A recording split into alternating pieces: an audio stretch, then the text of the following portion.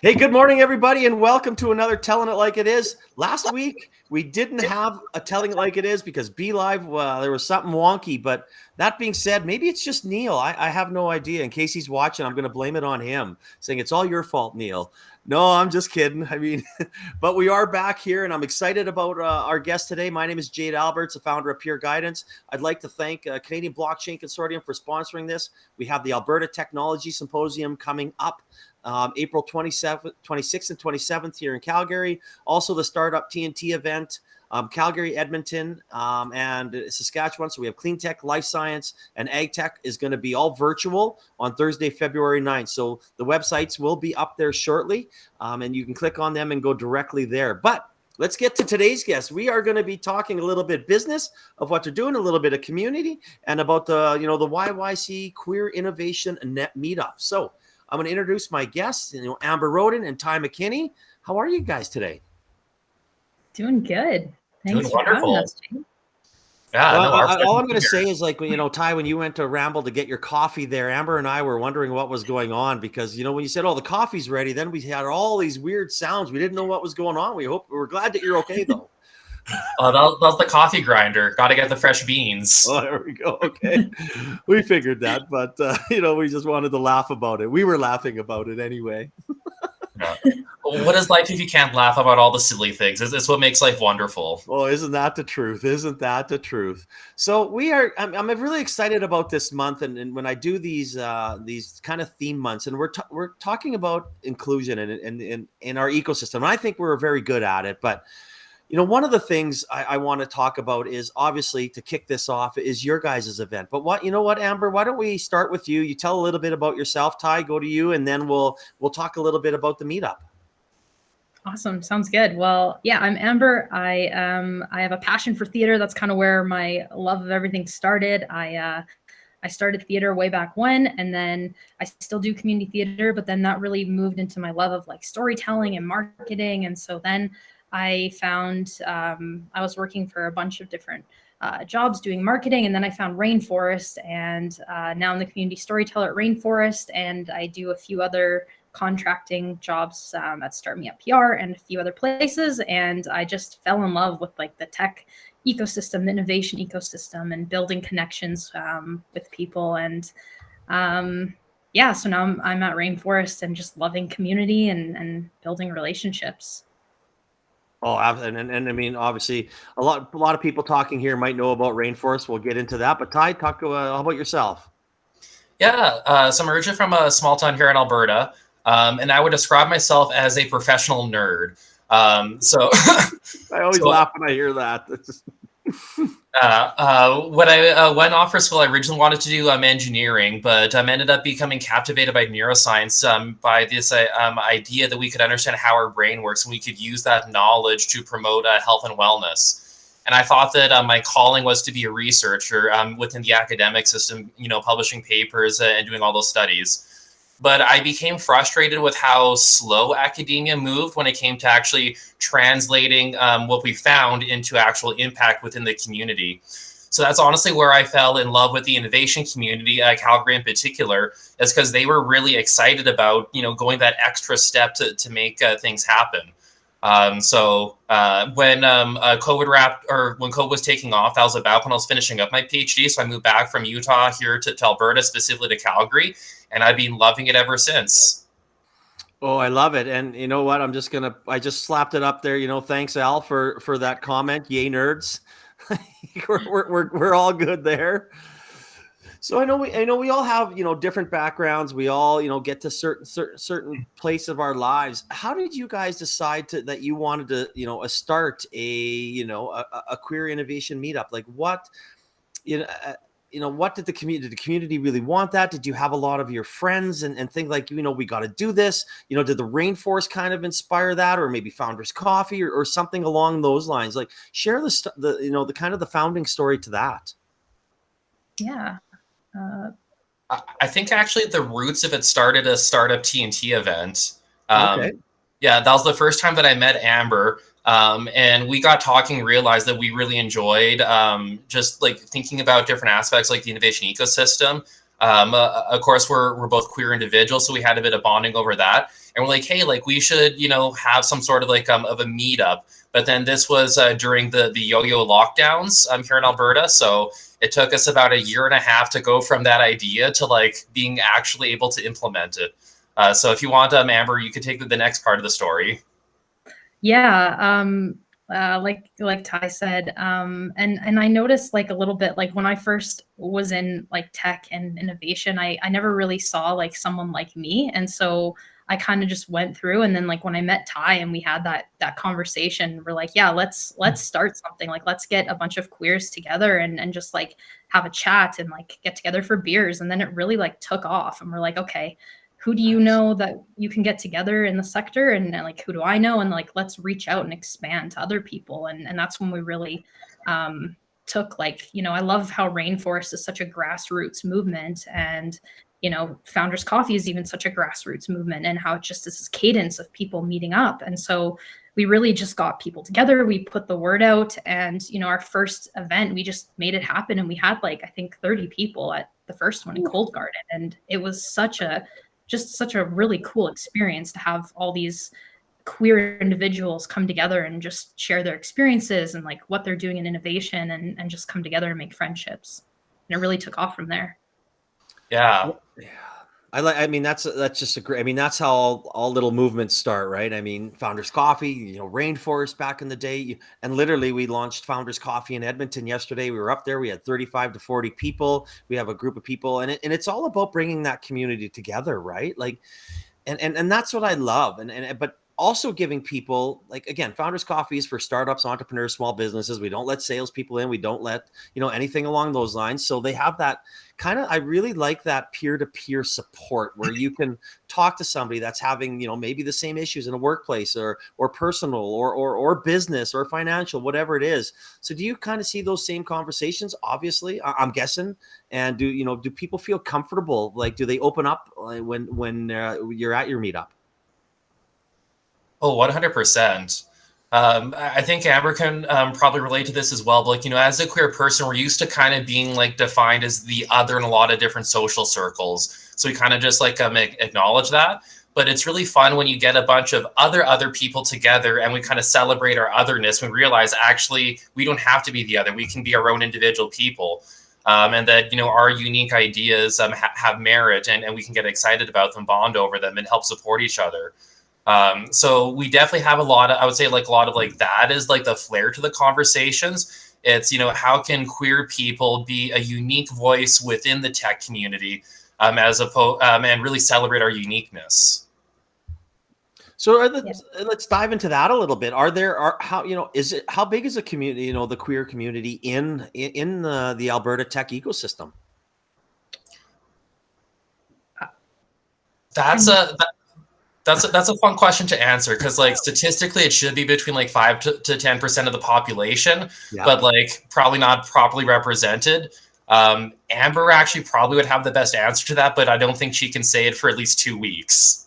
I mean, from the scorecard, from the 2021 scorecard, you know, we had like 10% of people say they prefer not to disclose their sexual identity. We had 2% that were non-binary, non-gender conforming, and 5.2% that were queer.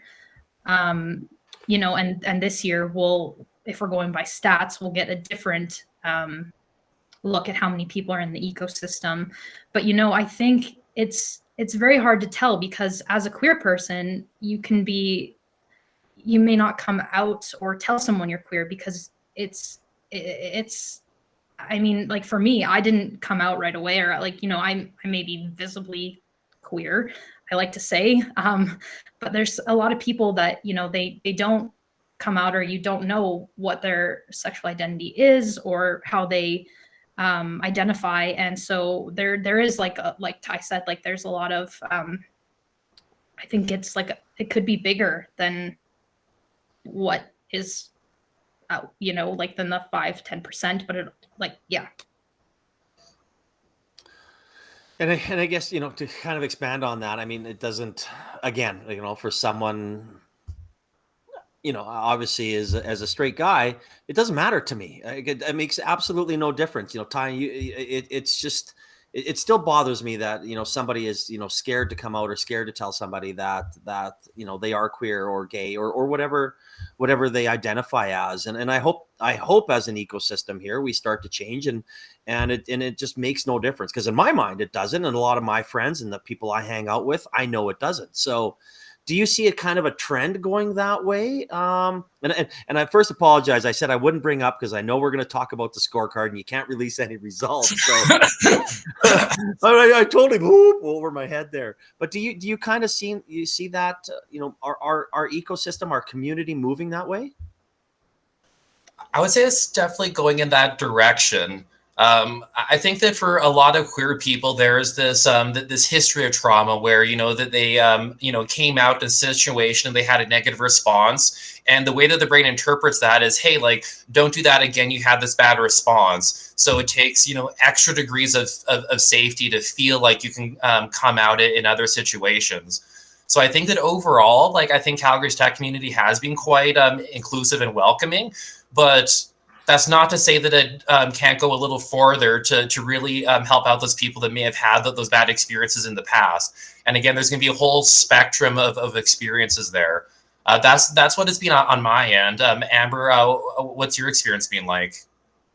Yeah, no, I absolutely agree. I think it has been inclusive. I think we definitely do have quite a bit of work still to do as an ecosystem. But yeah, looking at like the scorecard too, I think there has been a little bit of incremental, change. But there's still lots to do, because we can always do better, and we can always make people feel more included. So. Oh, touche to that. That could be everything, right? I mean, yeah, we always talk about, whether you want to identify it. And I think it was in November when we kicked off all female founders, and when we had Krista, Tiffany, and Sarah on, like all VC investors. And we had this conversation, like, at Startup TNT, I'm very proud that we invest in almost over 40% female founded companies. But I sit there and we talked about it with the three ladies there, saying, why are we calling them female founded companies? It makes no difference. It doesn't matter. You're just a founder.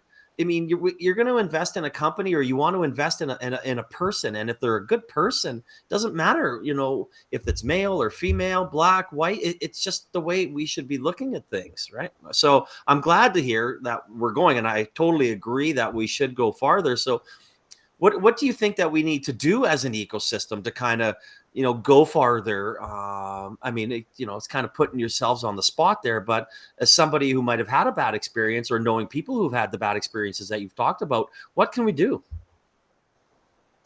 I think, or Amber, whoever wants to start. Yeah, I think one of the best ways to make people feel like included is really just listen and hear, like, what, and make them feel seen. Like, it's not about just assuming what someone needs. It's actually listening and taking the time to get to know someone. That's been the biggest thing for me. Like, I'm all about building relationships and getting to know someone. And as an LGBTQ2S+ person, learning about pronouns, learning about identities and how people identify, that's something that can make someone feel included, and just really, listening to people and getting to know them. And that's the first step, really. And yeah, that's what I think. Ty? Sorry, not to put you on the spot. No worries. Well, I'll start off by saying that I agree with completely everything that you said. I think the power of listening and just like trying to really understand where someone's coming from, like, you really can't underestimate that. But at the expense of not just repeating that, I think the other thing that the ecosystem could do is really celebrate the role models that do exist. I think that there's something very powerful and inspiring when you see someone that resembles yourself in some capacity, whether it's like literal or figurative in some way, but you see them being successful and you see their success being celebrated. That inspires you to want to achieve the same kind of status. And that's how you can potentially get people to feel just a little bit more brave to put themselves out there in order to start having that conversation like Amber was just talking about.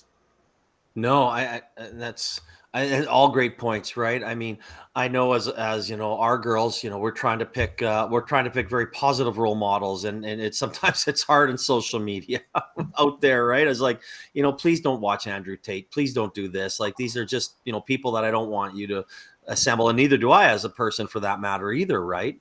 And I think it is difficult, but I also think that, you know, well, I want to dive a little bit into what you do in your real, you know, in the real lives. Like, I think Rainforest does a really, probably the best I've ever seen in bringing people together, bringing that community from all walks of life, from all aspects of where we are, whether it, you know, whether you're a tech, whether you're an entrepreneur, whether you're a programmer, a dev, or thanks Jason from Icon HQ for the Got Devs t-shirt. But, you know, so Amber, why don't you share a little bit about Rainforest, you know, and its goal and how it brings our community together? Absolutely. So Rainforest started in 2014, 2015. It comes from the book, The Rainforest Building Silicon Valley. It comes from the analogy that rainforests are like a tech ecosystem. It's woolly. That's where ideas can really grow and we can collaborate. And so our two founders, they read the book and they worked with some consultants in California and took this analogy and they wanted to bring it to Alberta, to the Calgary when tech was really booming, because they wanted to grow companies and collaboration in Calgary. And so it was a really grassroots movement. And then, you know, we have a Wednesday event. It's Lunch Without Lunch. It might change eventually. We're trying to change the name, but it happens every Wednesday from 12 to 1. It used to be in person. We were talking before this call, you know, Jade was there at the very beginning where lots of people showed up and got together, and it's a connection and collision for people to come together of all walks of life: entrepreneurs, students, investors, founders. Everyone you can think of comes to this meeting and just connects and collides and shares their experiences, shares what they're doing, and make ideas happen. And we also have a social contract, which are 10 values that we live, work, and play by. And, you know, I saw those 10 values when I first found Rainforest, and I was like, yeah, these resonate with me as a person, and I'm going to live by them, and they're just kind of part of my DNA. And yeah, and then we're also working on a bunch of other things to make the ecosystem more inclusive and diverse, and that's really our goal right now, is to focus on how we can actually make everyone feel included and welcome and safe in what we're doing. And we also are launching a pilot. We have launched a pilot with Inkly, where you can ask questions and be matched to people right away.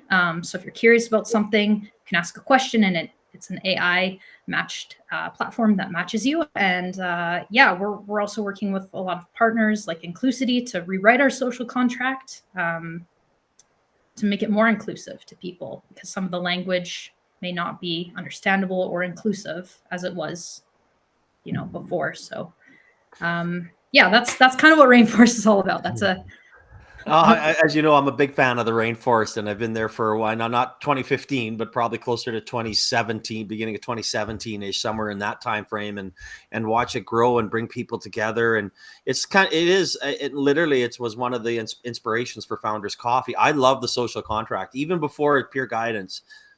Before we do business with anybody, I want them to read that contract. I love that contract because there's those 10 points, you know, especially, you know, the paying it forward, the giving the back, you know, those things like that, you know, we were talking about this yesterday, and it's the prairie way of doing things. Like that's what we want to do. And, you know, and again, the Rainforest is a big part. I don't come as much as I used to, but I mean, I big supporter. I will be there on the 15th when we have our scorecard announcement. So that's great. So Ty, why don't we talk a little bit about your background and, you know, 8-bit Cortex and maybe what you do with the branch out, because what you're trying to do is also will affect the mental wellness of maybe people that are being excluded or feel excluded. And that's not something that we want. So please share your story. Yeah.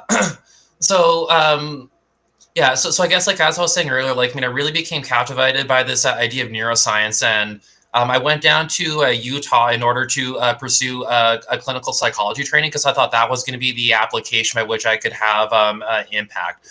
Turns out I'm not the best therapist, but I learned a lot along the way. And one of the things that really struck me over the process of specifically doing assessment is that we would take all this information, all this data about someone, and we would create a story, a narrative about what their experience was. And at the end, we would have a list of recommendations of, tangible things that either they could implement, or that their employer or their education institution that they could implement in order to support people. And I really got inspired by the idea of this having a very personalized approach to doing mental wellness. And then I actually had the chance to work clinically with 1 or 2 queer people, and it just really highlighted the value of seeing people as individuals. So when I ended up co-founding my own company, ALBERTA Cortex, one of the key things that was a value of the company was this idea of neurodiversity, acknowledging that everyone has slightly different brains and are going to approach things in different ways, and that there's no one-size-fits-all approach. And that if you can really see someone as an individual and support them on more of that one-on-one kind of way, even if it's through a digital medium, that's going to help them feel engaged and included, and hopefully help elicit some of the positive health outcomes that we're really looking for. And then specifically as it relates to the queer community, we know that LGBT people overall tend to be at higher risk for different mental health conditions due to a number of different factors. So really, this is a group of people that could benefit from some of these resources and support more than the typical population. So really trying to make sure that things are accessible from there. And just how can we use data to be more strategic about doing that? In the very early days of the company, I thought that it was important when we added our demographics that we had a sexual orientation question. Because we know that if someone responds that they're not heteronormative, however that might look, that they're going to be at that increased risk for burnout, mental health conditions, and that's predictive, and that can be helpful. If you don't measure something, then you don't know how to work with it, and how to potentially improve it. So that's kind of my meandering response of how my own company really tried to embrace this idea of inclusion and trying to find individualized support for people, and how in many ways was inspired by my own experience as a gay man and as a queer person. Well, let's expand on that answer as we go into our next question. And Ty, I'll let you continue. So, I want to know kind of what's next for obviously 8BIX, Rainforest, and the Queer Innovation Meetup. So on your end, how are we going to use that data to make us more inclusive, to make us a better society, a more acceptable society, moving forward? And Amber, you can think about that, because that's kind of what I want to know, on the Rainforest side. How are we going to use these scorecards to make ourselves better? Are people listening? Are they not? Are you putting it out there? Do people give a shit? Like I want to top on that about the scorecard. But Ty, why don't you start? I think the most straightforward way that the data can be used is to identify inequalities in different outcomes. This is very straightforward if you think about other minority identity status. For example, we were just talking about female founders, or how oftentimes will make a difference Black founders. By recognizing that there are those gaps in outcomes due to these different demographic factors, then like, okay, we've identified it, then how can we try to find ways to mitigate those gaps? And again, if you're not checking or acknowledging or recording in some way whether or not someone is a queer person in some broad capacity, then you don't know whether or not that is that discrepancy. So once you have a sense that, it turns out that, LGBT people have this higher risk for burnout, then how can we find ways that are specifically targeted for that community in order to mitigate that? And there's a whole debate over how you should go about doing that, the process and what have you. And I think that there's a very rich discussion to be had there. But I think fundamentally it comes down to first acknowledging that discrepancy exists and wanting to do something about it. And in the process of trying to do something about it, I do think that we will be successful in the long run. Well, I love that. And Amber, how do you think Rainforest can use this scorecard to kind of move this, move everything forward to make it become more inclusive? Yeah. Well, I will share a little bit about the scorecard, not too much, but I'll give a little sneak peek. There has been a little bit of incremental increase in kind of everything around the board. And so that's from things we took from the recommendations last year from DE&I, and we implemented it into 2022. And so just from these recommendations and doing intentional work and continuing to work with other community partners that are like working with Ty and working with LGBTQ founders and other underrepresented organizations and partners, and continuing to have those conversations, but actually take action and implement activities and, you know, having intentional conversations.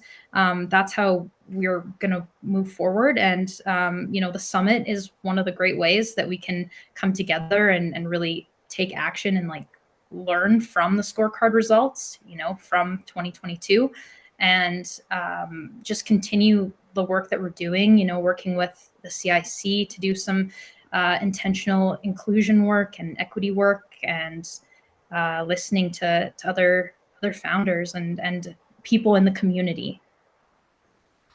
Well, I mean, again, if it all comes down, if you're not listening, you're not learning, and you're not moving forward, right? So, I mean, you know, we've talked about, you know, the listening, you know, aspect of it, and I think that's such an important part, you know, of moving forward in any aspect of life. So, I guess, kind of, you know, what about the let's chat a little bit. Go back to the your, you know, the Queer Innovation Meetup. So, what's next? Where are you guys going to have it? Is it going to when is the next one? You know, share a little bit about what's next for that. All right. The next one is going to be in February.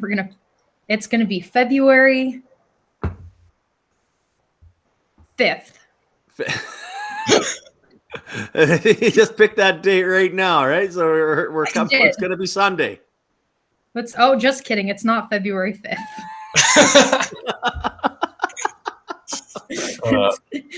It's February 9th. Let's go with February 9th. February 9th, location to be determined, but it'll be February 9th. And we're looking to do a regular cadence of meetings.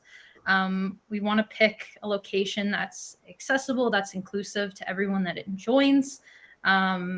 Yeah, we had, like we were saying before, Ty said, you know, we had a location that we picked in the summer that was really well, like it had a lot of people that came, and yeah, it was a good location, and lots of people came in the summer. We did a lot of cadence, like we had, you know, 2 to 3 meetups or a month, and then in the fall we did maybe one, and not as many people came, but like Jade was saying, it's important to have these meetups and to have someone there, and because people always show up. And so for me, I think the most important thing is to just continue the meetups and have them at a place where, yeah, have them at a place where people feel accepted and have fun. And I think I kind of want to do a coffee meetup too. I think that would be a lot of fun. I won't do Tuesday though, but coffee meetup would. Yeah, no, but I think up until this point, we've been very experimental with the meetup, just trying to figure out like what works, throwing a few things at the wall and see what spaghetti sticks there. And again, as we were saying, like, I mean, particular venues seem like they work better. Thursday evenings seem to have worked good. I think we've done most of them on Thursday evenings and gotten a decent traction that way. So now it's just a matter of, as Amber was saying, committing to the cadence and finding a location that works really well for everyone. We have a couple that seem like they work really good. Cold Garden, I think, had our best attendance. So yeah, just kind of moving forward from that. And again, the important spirit is to make sure that people have a place where they can come and just feel like they can express themselves and feel accepted and learn that they can take advantage of opportunities as they're presented. Where oftentimes, if you feel like you're the other in a lot of professional spaces, you might not feel comfortable saying, hey, I want to do this, or, you know, this is something that I would like to pursue. You might not feel like that's going to be received as well, or there might be some degree of pushback or something.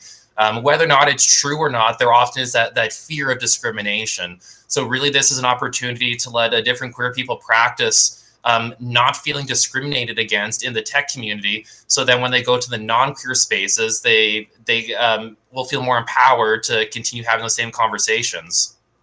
No, absolutely. It's so important, right? To have that, you know, the last thing you want, life or entrepreneurship or anything, to be a lonely journey, right? It's always, you're always better together, stronger together. And having somebody, that a group to rely on, to listen to other people's experiences and have them help you through certain experience. It's just priceless. I can't stress that enough. Like it's just such a good thing.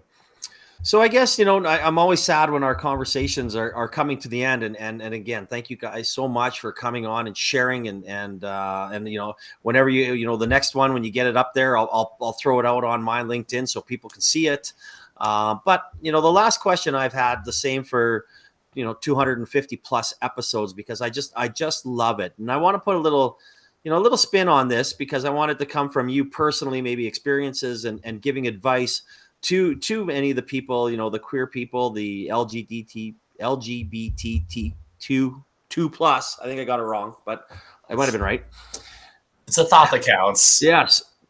If you have one piece of advice for somebody that's going to be going into a business or just in general, for somebody that's thinking about coming out, what would that be?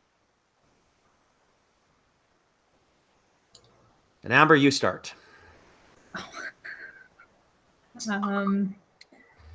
I would say stay curious.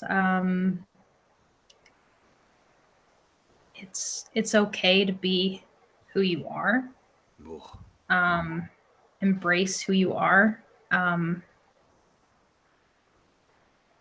matter if you feel that you might not be accepted or included, it's always okay to be who you are and love yourself fiercely and just go after your passions and your dreams. And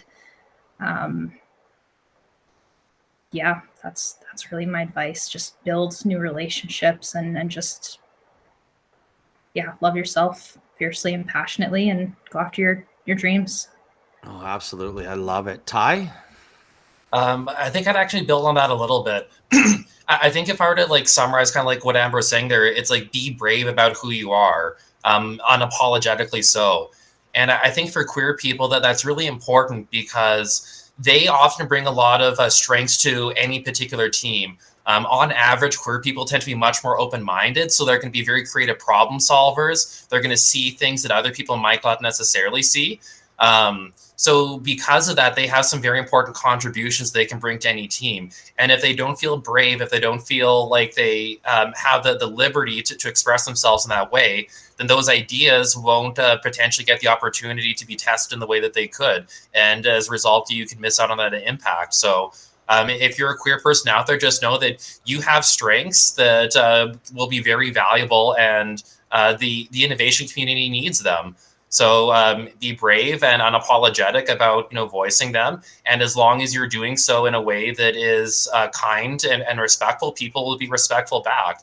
And as we were saying at the beginning of this call, the environment is changing. It's increasingly becoming more accepting, more inclusive. So if you've had bad experiences in the past, try not to assume that they're going to be repeated, because you might be pleasantly surprised. And if you do have a negative experience, then that's very unfortunate, but hopefully that can become the minority moving forward, because increasingly things are getting slightly better, especially because of the good work that Rainforest is doing and Founders Coffee is doing with Peer Guidance. We're slowly getting towards that ideal place where it doesn't matter as much that you're queer. It just matters that you're an important person that's trying to contribute. And honestly, I think that's the goal, is that we can look past the labels. But until then, we do need to embrace our labels in order to feel empowered by them. Out of over 250 plus asking this question, not one has come close to the power of the message that you two just said. So thank you so much for that. That was I've got goosebumps. I can't wait to go out there and attack the world today. It is just amazing. That was, oh man, I can't wait to share that on Friday. It's just fantastic. And for coming in and thank you for all you guys do in the ecosystem here, having the queer meetup and the Rainforest and the mental wellness ties. You and I know we've sat and talked on panels before, and through that, it is definitely something that it's very close to my heart. And thank you for coming on, being brave and sharing your story and being leaders in our ecosystem. And there was also a comment on LinkedIn from Joanne. She wants you to reach out. I just tagged you too. So if you wouldn't mind going there, and she wants some more information on your meetup. So again, I really appreciate it. I think this was a perfect way to, kick off our inclusive month. And I really appreciate it, and appreciate you two as individuals. And I'm so happy that both of you guys are in our lives. So thank you again. And I hope you have a great week. Thank you so much, Jade.